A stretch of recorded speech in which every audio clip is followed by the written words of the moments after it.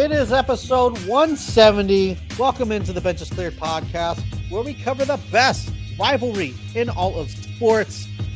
I am Jesse Gutierrez, and I represent the side of the San Francisco Giants. Is that a question? Yeah, I'm Ron Burgundy. I'm Dave, representing the side of the Los Angeles Dodgers. I think. Yeah. And let's give a moment of silence to all the Dodger fans right now. We're going through a rough time. They haven't signed a free agent in 72 hours. It's been a long time. So everyone send your thoughts and prayers to your local Dodger fan. I know they are going through it. Dave, how are you holding up? I know I was texting you, asking you, like, how do you deal with it? Like, giving me some advice, because going crazy without a signing over here. So, but hopefully they sign Kirby Yates soon, right? Make that official. So that'll help.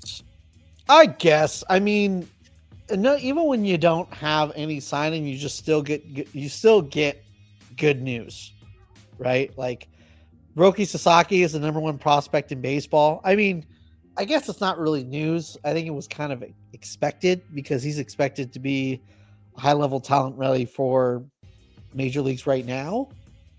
So it seems like that just kind of happens every single time. Like Yamamoto, I think, was number one last year, wasn't he? No. I stand correct. He wasn't. Yeah, I don't think so. Yeah, it's cool to see. I mean, how often do you get to be the World Series winner and then you see like you have the number one prospect? But yeah, it's cool, I guess. I don't know. Yeah. I mean, how often does it happen? Never, because not everyone rigs things and has backdoor deals. So thank God we weren't that team either. Whoever does that, good for them. But as my president of operations, baseball operations said, no, you can talk to his cardiologist. Like, come on, there's no deal. Of course, yeah. The source. Trust me, bro. The source. We didn't do that. They said, hey, was there a backdoor deal? And his answer was, nuh-uh. Nope. That's good enough for me. Hey, you got it, Andrew. You said it. There's no deal. The thing is I don't think anyone who is, any type of logical, like, actually thinks that, I guess there was already like a done deal, or they coerced him, or whatever would be considered illegal. I'm sure it was all done okay, but I'm sure there was always an understanding of, hey, he's going to go to the Dodgers. I mean, who doesn't want to play with their two best friends? I get it, but it's just funny to me. Dodger fans post that interview and be like, see, there's all the proof right there. Like, that's not proof. Well, because it doesn't matter. It doesn't matter what you say. Like, it doesn't matter what you show. Whatever side you started on, you're going to stick on that side. Yeah. No, 100%. There's just not discussions anymore. You know what I mean? Like we have. Like, it's just I'm on this side. I do not care what you present to me. It's not going to change my mind. And not to say that like him saying like, what the hell are you saying? Like, there's no way there was a deal means like that's end all be all. But, what else was he going to say? Like, yeah, there was, like, Exactly. He wants to go full villain mode and lose. Exactly. But he was going to say, but there was no such thing. That was my point. It's like, what else is he going to say? Like, hey, I mean, if you just ask my doctor, who's also a nice guy, so that means you got to believe me. And of course, Dodger fans are like, oh, see, that's all the proof in the world. Like, that's not proof. I get it. Like, yeah, everything was done fine. Everyone's butthurt, and that's fine. You want other fan bases to be butthurt. Like, no one who I think is logical thinks that the Dodgers did anything illegal. Unless, of course, if you're a Dodger fan in our comments that doesn't understand humor, you think that I'm like that. But, you got to kind of you got to kind of think logically here. It's like we were saying, like, you're going to be on the same side you started on. It's kind of like the whole Ippei thing. We saw them bring out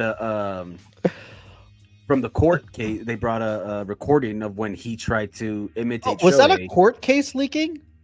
Well, it wasn't leaked. I think had already. So I don't. it is I don't think it was a certified leak. court case, right? Is that what you're telling Yeah, me? that's what I read on top of the file. I thought that's what it was. Okay. But Okay. I'm this gonna guy take didn't back. even try, dude. We talked a little bit about this before we started recording, but like, so my thought before I heard that, I thought it was just leaked. I thought this was just a No. recording kind of put out there. And that was another thing that I thought was funny. It's like, this doesn't prove anything. It doesn't prove that he did it. It doesn't prove that he didn't do it. I think how far we are and how far he's getting prosecuted, I think it's very clear and very obvious that he was the one who stole from Shohei Ohtani. I think everyone with a brain knows that. But this voice recording could have been anything. It literally could have been, in my head, if this was court and there's, a way to track it, I'm gonna, then forget what I'm about to say. But in my head, when I just first saw it, it was like, this could be AI. This could be like someone just doing an impression. This could even be Shohei Ohtani. Maybe this is just the way he talks on the phone. Who knows? No one. Yeah, it sounds a lot like Ippei. Yes, 100%. But it's just a recording of a guy. Like, it doesn't prove anything. But if it's a court thing, I'm sure they have like actual, phone records that they can trace. It's actually his number, and like, so that makes sense. But I just thought it was leaked to Twitter. Yeah, or no, just the no, internet. it was definitely part of the court proceedings or whatever. But Okay, what's funny to me My is bad. like, it's kind of like My bad, fam. like with kids, like they do something at first and they're very sneaky about it. And if you don't say anything and you let it go, then they get more comfortable and then they keep doing it and come to the point like when you reprimand them and they're like, what? Like, right? So Ippei sounded like he was annoyed that the transaction wasn't going through. Like he wasn't even being sneaky about it or anything. He just sounded like he was like, this is a nuisance to me. You guys need to fix this because I'm trying to get money. Like, well, is there going to be more money later? He's like, yeah, there's probably going to be other transfers. Who knows? And I'm like, this guy was like the worst criminal ever. Like he was not trying to cover his tracks. Like he didn't. Shohei, if he had no idea, like oblivious to it, like this guy was just taking full advantage of it. Because he just sounded like, dude, get this done. I need to go back to betting. Like, this is crazy. So basically, Shohei, that just proves that Shohei is a dude. He's like a man's man. Like you could do anything under a man's nose, I feel like. Like I can't even, my wife has to show me where the ketchup is sometimes in our fridge because I can't find it. Like that's kind of how Shohei has the dumb guy factor, is what you're saying. He's amazing at baseball. Like, amazing at a lot, but if your friend is able just to steal things from right under your nose, that slop. Yeah, that's a little. Is that a word? Sloppily, but I don't know. Whatever, sloppy. If he does it that sloppy and able to get away with it, Shohei's a dude. He's a guy's guy. But it's also like if your wife was stealing, not like she's stealing your money, but if she's trying to like take some money and put us. I'm not saying that at all. But I'm saying you trust her so much, right? Like, right. You wouldn't bat an eye that there's some money missing sometimes when you check or whatever, and then you find out like, oh no, she was stealing all this money, putting it aside. Like, that'd be pretty shitty. And I think that's exactly what happened. Like, he had so much trust in this guy, the fact that he had him on call 24/7, like they're basically almost family, I guess, and. This guy's just stealing right underneath him. That's crazy, dude. And he had a dream job. You didn't have a hard job. Like, he calls you at 2 a.m. and it's like, hey, can you translate this? And it's like, oh, okay, yeah, it's this. And then, go back to sleep or whatever. Like, he didn't have he wasn't out there laying brick or freaking, I don't know, feeding his dog maybe was the worst thing he had to do. Like, who knows? But it was like give me that job if I could translate. I'm sure people would pay to feed Shohei's dog, let alone how much he was getting paid. Does it come out? Did it ever come out to how much he does make, Ippei? So I read because Ippei apparently said that he was severely underpaid. Severely. And I think he was making $500,000 at some point, right? And not only that, I think that was the Angels paying him. And then Shohei was paying him also on the side. and it says that he gave him a Porsche or some sort of car, like a really expensive car as well. So I'm like, yeah, dude, poor you. You had it rough.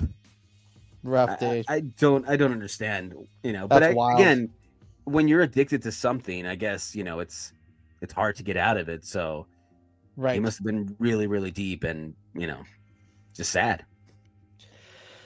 Yeah, 100%. I just, man, that's insane. Yeah, to say that you're severely underpaid and your salary is the president's salary is kind of funny to me.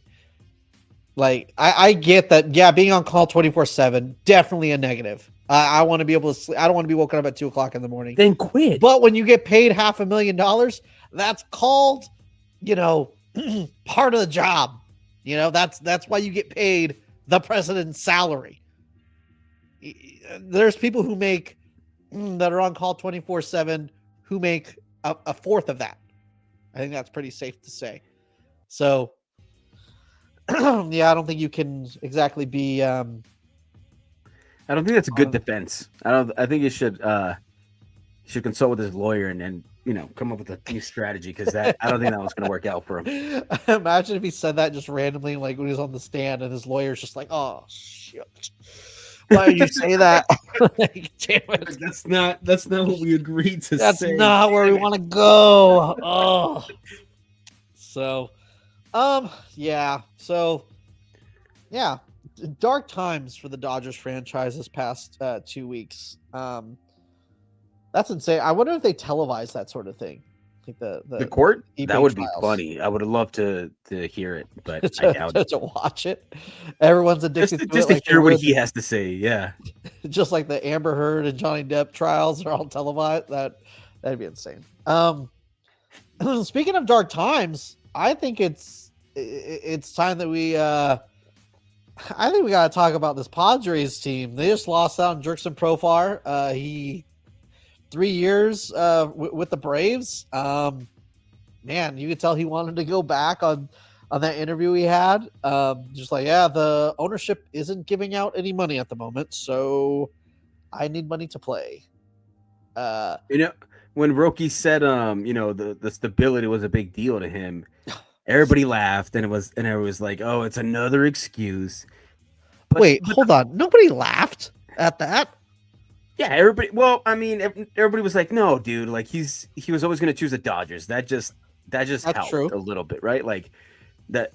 But I think it is like affecting the way they're trying to go after free agents, or how free agents view them, at least. Because I mean, this guy's Profar was a guy that was loved by the city. The team loved him. He was, he's what made that team go most of the time. He was an igniter, because he would like pick fights when there wasn't needed to be, but it helped them. That they thrived off that. And so when you can't even bring that fan favorite guy back, and then he's the one that says it, like he's like, yeah, they have problems in the front office, and I mean with ownership, and you're like, oh shit, like that's rough to hear. Yeah, they've had a couple of rough months, man, since getting eliminated with the 24 innings, to not being able to bring back some guys, and now maybe trading off some guys too, because I don't know if Dylan Cease and Arise are going to stay there. You don't know how that's going to play out before the season starts, but it looks grim, dude. Maybe not this year. Which the funny thing to me is that if they get another starter and a left fielder or a bat, I think they're solid. I think they're still going to be able to contend, at least for this year. But it doesn't look like they want to add anything. That ownership is like, yeah, we're not spending anything right now. Like there's like the way that they haven't spent $1 just shows that it's like, to me at least, that it's like, yeah, we're not doing anything at this moment. Yeah. Which sucks. It's sad, and man, which unfortunately opens the door for the Giants and the Diamondbacks to like have a let's go not easier path, but like maybe an easier path to the playoffs, like because we've seen it before with this team. Like if something goes wrong, are they going to be strong enough in that clubhouse to withstand it? Like if they have a slow start, like who knows? Maybe it starts imploding, But I don't know. Just dark times right now. Dark cloud over that franchise right now.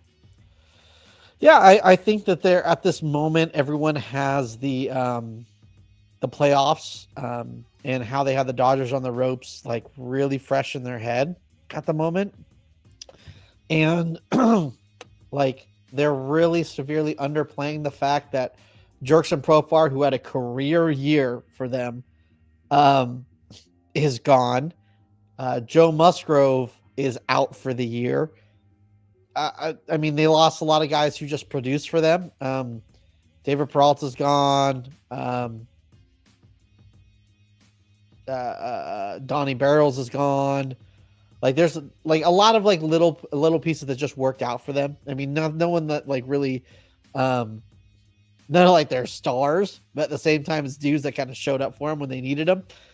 Which And which does yeah, suck, but then they still have Jackson Merrill. They still have Manny Machado, and they still have Tatis, right? So okay. like if those guys can show up, like they're solid. Like they're still a really good team. Like you'll I take that mean, trio over. Cronenworth has not had a good year. Has not been good this past couple of years. I mean, you go around the diamond. I mean, yeah, Tatis and Machado and Merrill, top dudes in baseball. I mean, And a rise if they keep a rise, because I we keep forgetting a rise is in there, but yeah, they're actually shopping Arias, and like he's just their DH who gets singles. Which don't get me wrong, I like Arias. I have not really thrown away the idea that like an hitter who hits for average is a bad thing, but it's also not a star either. You can make the same argument that Lamont Wade, who has a higher on base percentage, is just as valuable because they're both on first. I You could. guess I I don't yeah, think. I don't think so. I But what I'm I don't saying know is, you how can we're make the comparing argument. a rise to Lamont Wade. Like, there's no. Just I gonna don't nip know. that in the bud, because if you had a choice, you'd take a rise over Lamont Wade any day of the week. Healthy Lamont Wade all year. I don't know. He had like one really really good year, and then he's been like a good player. He's just always hurt. When he's on the field, he's good. He's just But always that's hurt. what I'm saying. Like a healthy rise, you're taking a healthy rise over Yeah, a yeah. lot of players. Whatever, dude. I know we like shitting on them, but I'm just saying, like, it's dire. But if they still gotta, if they can make any sort of moves, they'd be okay. But it Yeah, doesn't but seem like they the have office wants to do they have anything. Cease, they have Ownership, not front office. Cease, King, and Yu Darvish, and then That's a pretty good three, though. Like, that's a solid three. but you're still missing 2 games. I mean, you got Yeah, but I mean, in a 162 season, I feel like I don't know. 162. You need like 9 starters. I just don't want to write them off, because I don't, maybe I who think knows? you're scoring a little bit from the way they treated you last season during the season, and that they had you guys on the ropes. But I just imagine, I feel like this is going to be a completely different Padres team. Um, I mean, I forgot how many wins they had last year. Let me see. But I'm gonna cut it down. Oh, let me see. Let me see how many wins they had. They had 93. They're for sure gonna have. I think they're gonna have closer to 85 than 93 with this how it's constructed now. Yeah, but we also saw Corbin Carroll like not really have a good year at all, and Well, that's they're missing a Diamondbacks. I'm couple. talking Padres. No, because I'm talking about the teams around them, and like even the Giants. I know they made some moves, but like they hardly score, man. And you're asking rookies rookies that had good years last year. I'm not debating that, but now you're asking them to be like everyday players. Young Be like, guys continue to be now good. that there's tape on you now. Second year. Now let's do it again, and it's going to be harder. So I don't know, man. I still have the Padres up there, at least for this year, until they show me otherwise. Until they show me that they are dysfunctional on the field, then I'll be like, all right. I think you're being extremely disrespectful. That's what I think you're being right now. I think you're being super disrespectful right now. No, the Padres are a good team. I think the NL West is the best division in baseball for a reason. I don't think they're a bad team. I just think the three teams under the Dodgers are all going to be fighting for a playoff spot, and I think they're just close. I think the Padres are way closer to. Sorry, the Giants are closer to the Padres, miles closer to them than they were last year. I think the way this Giants team was formed last year was kind of set up to fail. The way that they had their starting pitching, which we'll go over in a little bit later in the podcast, because people have been really disrespectful to Jordan Hicks, and I want to go on a Jordan Hicks little rant. Well, I mean, he ran out of gas. Yeah, he was exactly what we predicted on this show that you said wasn't going to happen is exactly what happened. He ran out of gas. No. I said that he was probably going to need a little bit of time off, but they couldn't give him time off because they only had two starting pitchers. Blake Snell wasn't ready. Alex Cobb started the year on the IL, which they knew that this isn't like, oh, he happened to get hurt. You got to figure it out. They knew this time last year, they knew Alex Cobb wasn't coming back at least a couple months in the season. They knew Robbie Ray wasn't coming until July. Like, there's so many dudes that, like, they knew, like, we're like, oh, well, he's going to be available later, you know? So they start the season with like 3.5 guys. Now they have guys that are ready to go, 7 dudes that are ready to go. And yeah, if Jordan Hicks gets like, hey, elbow's kind of cranking me, okay, let's put you down for 2 weeks. Not to mention it was his first year starting pitching. I don't know, man, because first year starting pitching. You guys wanted to stay in the race. You guys wanted to stay in the race, so that's why he stayed in there. Who knows if maybe this year happens the same way. You're just going to put rookies just because they're available? No, or are you going to keep the rookies this year are ready to go. Like Hayden Birdsong was a year behind. They called him up last year when he was not supposed to be called up. Now he's figured it out, and he could start the season on the roster, no problem. Landon Root, same thing. The only reason he made the opening day roster is because he was on the roster as a reliever because he has a nasty curveball. As a starter, he ended the year starting the last couple. I think he got 3 or 4 starts and was great as a starter. So Jordan, and not to mention Jordan Hicks is going to be a year 28 years old this season. Okay. When's his date of birth? September. Yeah, so he's going to be 28 all year this year. So I'm sorry. How many rookies are you guys relying on this year? Relying on for how many spots? Are they in the rotation or? So the way it's are they just on the ready? It's Logan Webb. Mm-hmm. It's Robbie Ray. It's Justin Verlander. It's Jordan Hicks, and then it's only for that last spot. And then also you have to imagine Jordan Hicks is going to probably start to run out of gas. You're going to have to give him some time on the IL. Justin Verlander is probably going to need some time on the IL too periodically. So that's you got 3 spots already. That's 3 spots, and you're talking about a 40-something-year-old hoping he holds up. I got you. Ready? Kyle Harrison, because Kyle Harrison, Hayden Birdsong, Landon Root all made big league starts this last year and figured it out.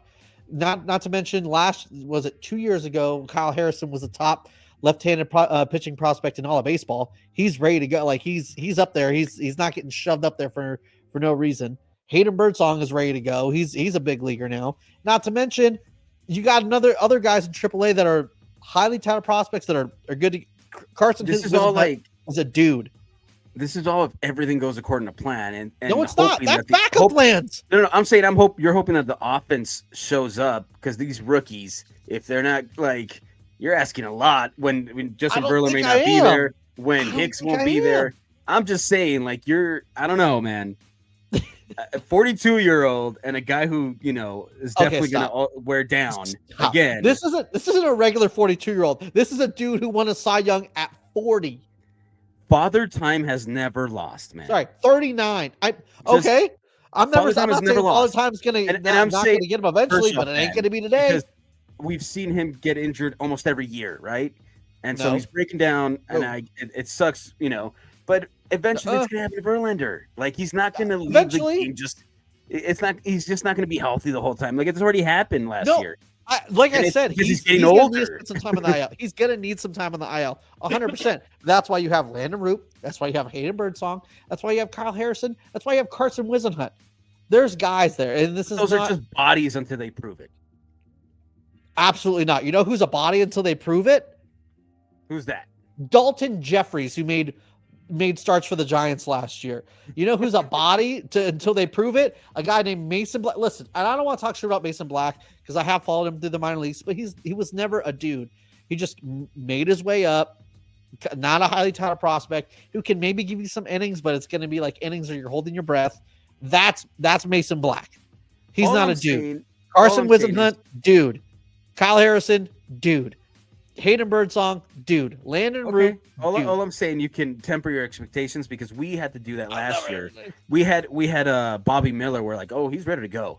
Like he had his years, he's figured it out. Now he's going to be in the rotation. He had one really solid start, and then he had a really, really bad year. Like 100%. It could 100% so happen.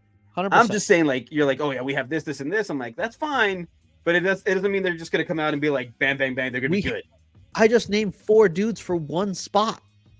For the fifth man of a rotation. I just need you to temper your expectations, man. You're gonna end up number 4 in the league in the division. I will not temper my expectations. You're over here talking about how Dylan Cease and hold on, you're talking about Dylan Cease and Michael King and a 38-year-old Yu Darvish or 39-year-old. 38 is not 42. Hey, that's pretty good. Hey, 38 is not 42, and Fernando Tatis is not freaking. That's pretty good. But it's not just no one's and man, you know what I'm saying? Like no one's arguing the top of that. I'm Padres, just saying, like they have a little bit better players. Let's just be honest. As their star players in the lineup, their star players are better than your star players. In the lineup, 1,000%. I would give you that.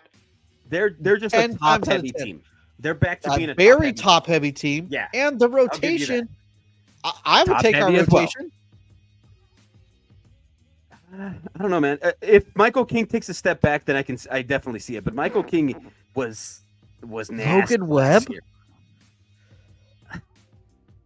I'm never gonna be on pitching bad side. All right, Breaking Bad can stay on that side. I'm never gonna be on his side. So wow, I'll take the field. Giants rotation better. Giants bullpen better. 100%. We'll see. What do you want to put on it? I mean, the fact that you think that I'm going to agree with the Giants being better than anyone is funny because I'm not going to. You better agree with me, or else I'm not giving. You can give me the Sacramento A's, and I'll take them over the Giants, dude. Well, Sacramento A's are actually kind of like I know people are just they're kind of making some moves too. Yeah, and everyone keeps disrespecting the A's. Like they were like a really good team in the second half last year, and they've only gotten better. They didn't lose anybody. I really thought they were going to get rid of Rooker too, and they just extended him instead. They're doubling down. So, which is, I think I forgot or didn't realize or whatever the way oh my gosh, I'm missing the word, the luxury tax works. So what teams that go over the luxury tax, when they pay into it, they're paying other teams. Like, so in a way, and this is another argument for the Dodgers, so I hate that I'm making it, but in a way, the Dodgers are also helping out the rest of the league because they're giving them money. They get the whole revenue that goes with them. If anything, teams like that are spending should be pissed at teams like the Marlins because they're not spending a dime and they're collecting money from the revenue and pocketing it. So that's pretty shitty, You want to know what's bullshit? The fact that I just said that, and you can't even give me the Giants rotations better than the Padres. Get the hell out of here! Well, you gave me facts. Number 4 and 5 in the rotation. We don't know who they are. You gave me facts with the whole revenue thing, and then you gave me an opinion. I can't agree with your opinion about the rotation. We don't even know who 4 and 5 are. Not to mention if someone goes down, who's 6 and 7.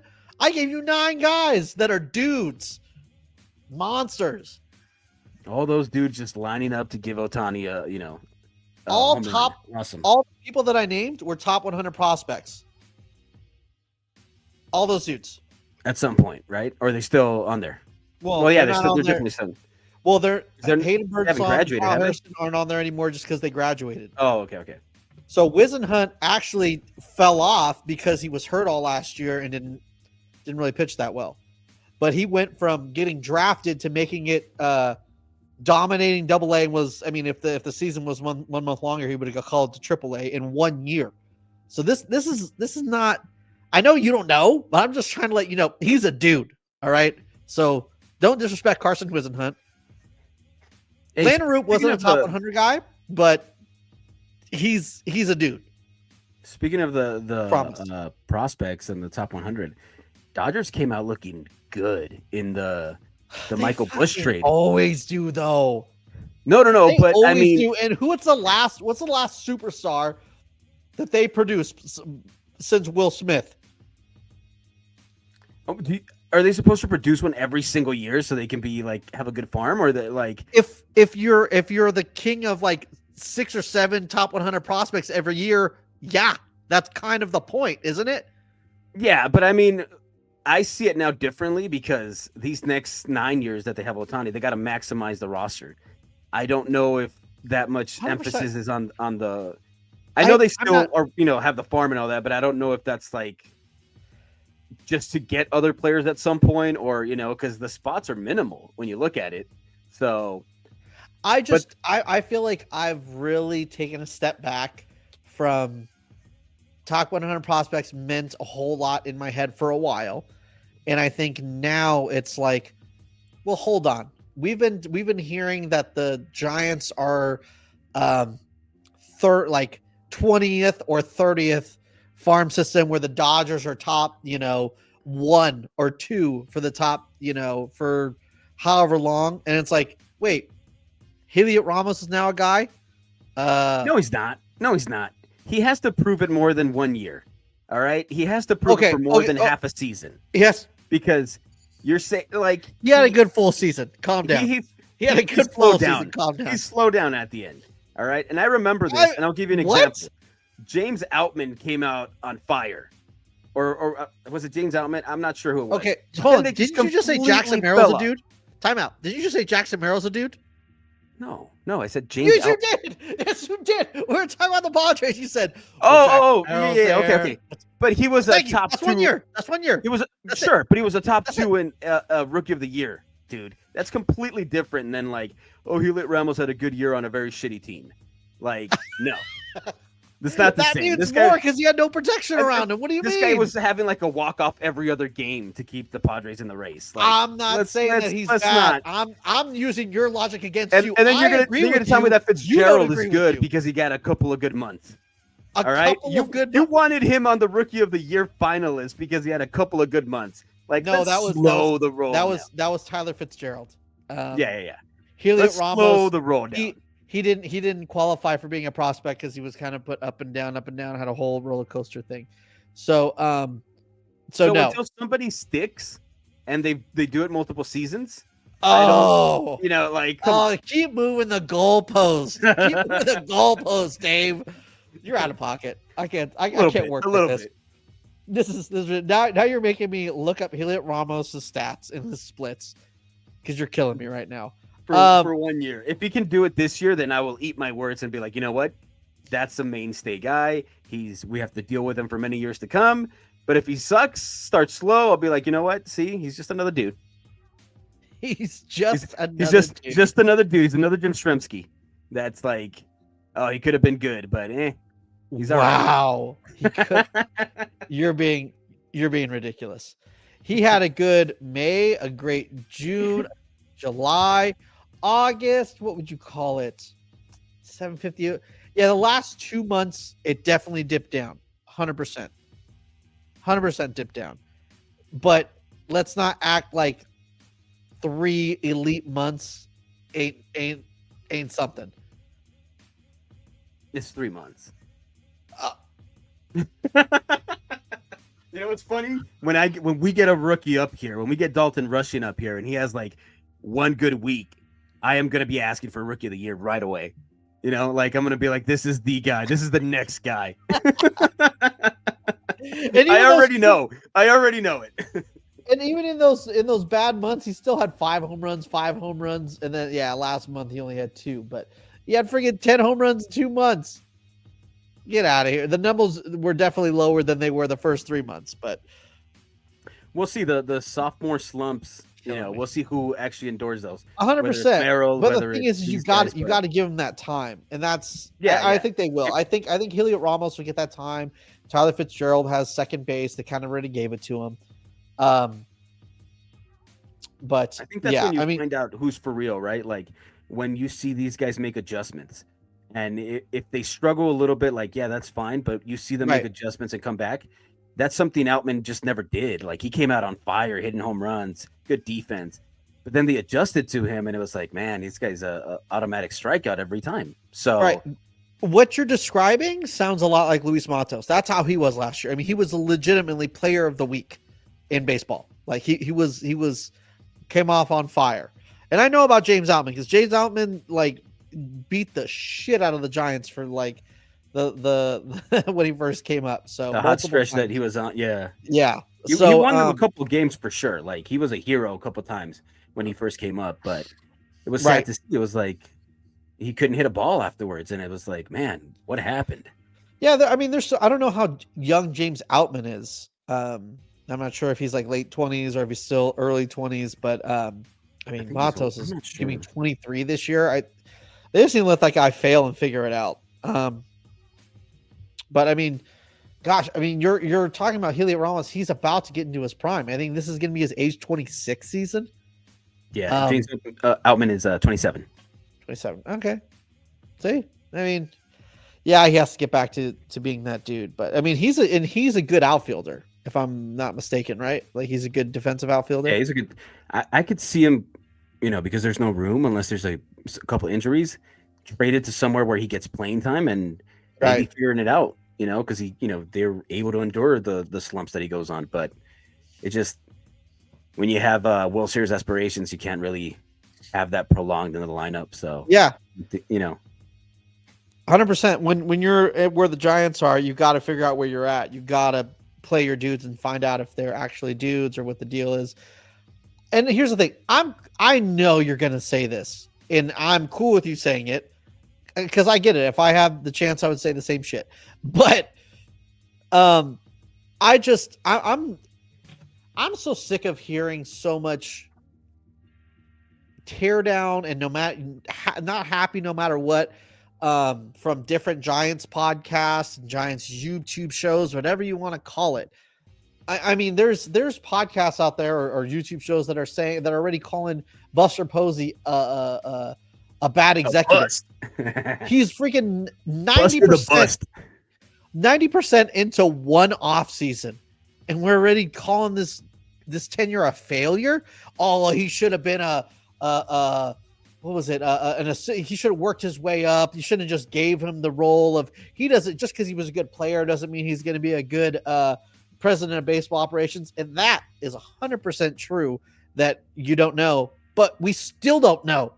We have to wait for at least one season to make some critiques and then keep going. You're not going to be wildly successful first. It doesn't matter what he did. You can't be successful until any games are played. Like it's crazy that the verdict is already out and not one game is played. Like it's not like you were right on the doorstep of like a World Series and you're like, oh, we need a seasoned GM that knows the right moves that's not going to mess up. So because we're right there. You're not. You're building your way back up there, and he's going to stumble because if it's makes a couple bad moves or whatever, but you can live with that. He's going to learn. So at least give him 1 year to see what he can do before you completely write him off. Yeah, Brian Sabean was the Giants GM for years before he won a World Series. Like it takes time. Like I think the Giants are a lot better, in a lot better shape, like being like where they are, because I think they have a lot of really interesting players that are young that are here right now. Heliot Ramos, extremely interesting. Tyler Fitzgerald, interesting.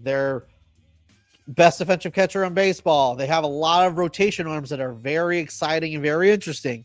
I mean, Luis Matos and here's the thing. I also cannot stand all this Jordan Hicks hate. Um, like there, people are already writing him off. He should just be a bullpen piece. He should just be a bullpen piece, and they forget how good he was April through May. I mean, you're looking at it April, March, a 1.59 ERA. Okay, in 6 starts. In May, 3.99, which is still good in 6 starts. And then in June, he's getting gassed, and that's where he started getting lit up. And I believe it was the first 2 starts in June were okay, but then towards the end of June, he really started getting rocked. And I mean, at that point, the Giants had 2 starting pitchers. Dude was gassed. He needed to take a break. He needed to take a step back. It was his first year as a starter trying to figure it out. And you guys are already writing him off. This dude did we say 27? No, he's going to be 28 all year. Still into his prime, still figuring it out. This is not an old dude. He's still in his 20s. I just cannot understand writing him off and saying he just needs to stay in the bullpen this early. What I will say though, if you're gonna see it from the other side, is like, well, you had Blake Snell, and from Blake Snell, you thought you were gonna go for Corbin Burns, and somehow, some way, you ended up with the oldest guy on the market instead, right? So right. if no other move is made, no trade is made, then I could see how it's a little bit underwhelming. You're like, you got Willy Adames, which is a really, really good start to the offseason. And then everything else that Verlander offers off the field is great. You know, all these young guys, they'll learn from him. That's great. But you still want him to be good. And the fact that you might have to cover for him. If you already have to cover for Hicks, that, you know, it's kind of productive. Now you're for 2 guys, which whatever. If the rookies come through, then it's a moot point. It doesn't matter. But I could just see it from that side being like, man, we could have had Corbin Burns. Maybe we could have just brought back Blake Snell, and then this offseason is completely looked at differently. You have Blake Snell and Adames. That's a great offseason. But we got 4 dudes for 1 spot, and then obviously fillers if someone goes down. If Jordan Hicks needs to take 2 weeks, okay, call up Hayden Birdsong. Cool. Sure, all that is great, but I'm saying, wouldn't you rather have Snell than Verlander and still have those guys to cover for anything? Well, here's the thing. That's all I'm saying. But what I'm saying, if we're comparing it to last year, Blake Snell on the Giants was terrible the first half, like legendary bad. Like, yeah, he had no. It was impossible winning his starts at the very beginning. I understand. They handled that offseason horribly. Was that he handled that offseason horribly? They, you know, the fact that they had no spring training really pushed back his whole year. Like it really killed him. I don't think. Yeah, I don't think him or Boris knew how bad it was gonna hold him back. I don't think anyone did. I mean, I did. Obviously, everyone knew that it was going to hold him back a couple months, and he's a slow starter. Sorry, you knew it was going to hold him back a little bit, and he's a slow starter, but you didn't realize it was going to take months. That was going to be that bad, yeah. Like ridiculous. I mean, you look at his splits. I mean, April, March, 12 ERA, May, 9 ERA, June, 5 ERA. And then July on, he was the best pitcher in baseball, maybe like 0.75 ERA. What? So like, but the problem is 1, 2, 3 months. Not only was he not good, he was so bad that he lost the Giants multiple games. Which, if you're the Dodgers, who cares? No, but we just want you. We want you time, healthy. We want you healthy half the season and make sure you're healthy in the postseason. You're that guy dominant. If you're the Giants who need every single win that you can get to make to a postseason, those starts count. Like that hurts. That was an Achilles heel to the Giants more than it helped. To be honest with you, that would irk me more if I was a Giants fan, right? Because he figured it out at the end, and he figured it out with us. Like he figured it out as a Giant. I mean, he figured it out with you. He didn't. No, with you guys. I'm saying if I was a Giants fan. Oh, like he figured it out with us towards the end, and then not only did we not able to retain him, he goes to our freaking rival. Yeah. So like, yeah, I could see why they'd be like, oh, well, why would you let this happen, Posey, or whatever it is. But I could see it from that side. But if Verlander comes through, and you know the other guys, then it's a moot point. But still, I'd rather have Snell than Verlander at this stage of their Oh, career. 100%. And I think that Snell with a regular spring training would have been great. I don't think he's going to be that slow out the gate with the Dodgers. He's going to be prepared. It's going to be good to go. But the problem is I just feel like people are writing off Justin Verlander like he's any other 42-year-old besides Justin Verlander. Like this guy won a Cy Young at 39. That has to be one of the oldest Cy Youngs ever. Like this is, and not only that, age 40, age 41. Sorry, age 40, he was still very good. Age 41, it was his bad year. That's one bad year. I understand it's 41. But it's age 41. I understand that, but not only that, he was good at the beginning of the year, had an injury. Like that stuff just kind of happens. So when he's on the field, he's good. So you got to hope for the best and you got to take risks. See, like you're basically describing Clayton Kershaw. Like he's good when he's on the field, right? And he's solid still. And I know that he's older and whatever, but you Right. know that there's an injury that either the back's going to flare up or something's going to happen, so you can't fully depend on him. And to have someone like him be your third starter, you're like, yeah, when he's on, he's great, but you know that the other shoe's going to drop at some point, and that's the worry with Verlander for me. 100%. No, that's what I'm saying. I don't think you need him to make 30 starts. I think that you're needing him to make 20 to, let's say just under 20 to 25 starts is what you're needing from him. And I think those starts, he's going to be great. Hopefully we do make the playoffs and he's healthy for the playoffs. But I think they have a lot of depth behind it. I think there's a lot of guys that can come up and start for him. Like they're every time we have this discussion. Well, I'm sorry, go ahead. Finish what you're going to say. Every time we have this discussion, I can win this with one argument, man. You not only bring Verlander, but you bring Ben. And that's it. Yeah. That's all you need to know.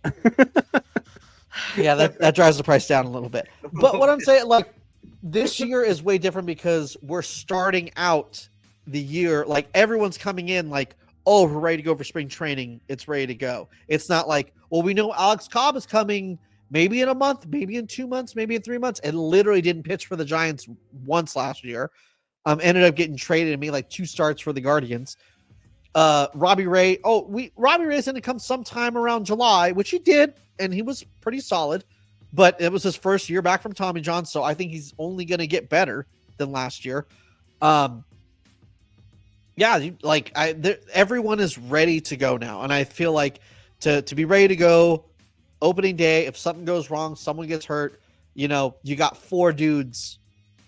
Like guys who are ready to come up and give you quality innings is better than what we had last year. Could you imagine if like obviously the All-Star game, but if just the NL West was like, hey, get the best rotation possible to go against the league. That rotation would be filthy, dude. And you can only put 5 spots. That we should come up with that list for the next show because I think our list would be a little bit different, but that you have so many nasty options. I don't think you can pick West. 5. I think you could do, honestly, I feel like you could do 2 lists that are set that don't include the same ones, and they're still probably better than any rotation. They're still elite. Sport. Yeah.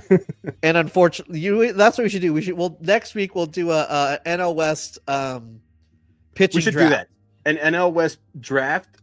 We'll do the pitching side of it, the starting rotation and the bullpen, and the following bullpen. Okay, yeah, right. And the following week we'll do our starting lineups for both. Oh, that'd be nice. Who you get? Yeah. All right, that's what we'll do. We're leading up because here's the thing: we're hopefully going to go right when the Giants sign Pete Alonso. We're going to go live again. Thank you for everyone who joined on the live. It was really fun, interacting in the chat and stuff.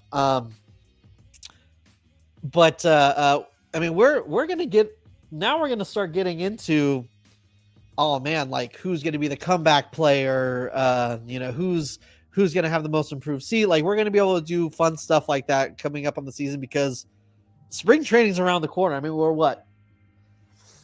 what is it? Is that 7 days plus 4? So 21 days till spring training, something like that. Pitchers and catchers report. So we're on And the whole home stretch, Dodgers guys. We're gonna playing in, make it. We're almost there. the Dodgers playing with the Cubs over there in where is it? Forgot where they're going. In Japan. Yeah, Japan. So you get those 2 games in the middle of the night. This feels like a really stupid question. But who's the home team on the Dodgers Cubs series in Japan? Oh, they each get a game. Yeah, because I think that's how they did it when they faced the Padres the year before that. That's wild. Yeah, they each got a game. That is a Dodgers home game if I ever saw one. Right.